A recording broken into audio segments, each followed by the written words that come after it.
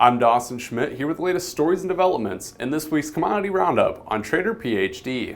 U.S. soybean exports have been slightly unimpressive this season, but shipments in March came in a little more positive.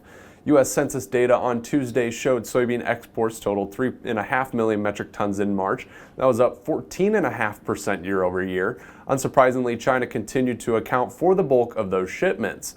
Notably, larger volumes went to Indonesia compared to previous months as shipments to Mexico declined.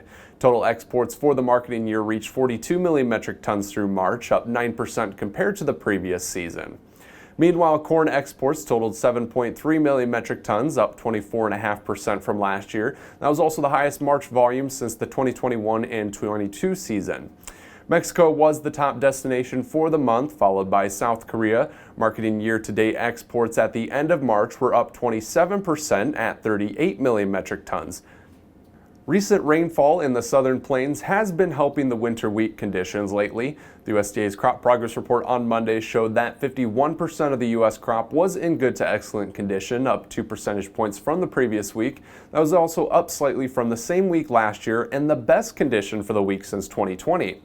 Despite improving conditions, USDA meteorologist Brad Rippey says drier conditions are challenging crops in Nebraska and South Dakota. Our lowest rated wheat this week is Nebraska. 37% of the crop rated very poor to poor. That crop should start heading very soon, so we'll be keeping an eye on the moisture situation there. 37% again leading the nation there in Nebraska, not too far behind South Dakota, also dealing with drought, but improving. 34% of the crop currently rated very poor to poor there. Improvements in Texas's winter wheat areas have helped with overall radians, though a good portion of the crop remains in very poor condition. Are U.S. cattle producers rebuilding herds? Major meat players say that is likely. In an earnings call on Monday, Tyson Foods noted that current data is signaling an end to herd liquidation and could be moving into expansion phases. Tyson Chief Supply Chain Officer Brady Stewart told analysts those signs are coming from feedlot data and cow slaughter data.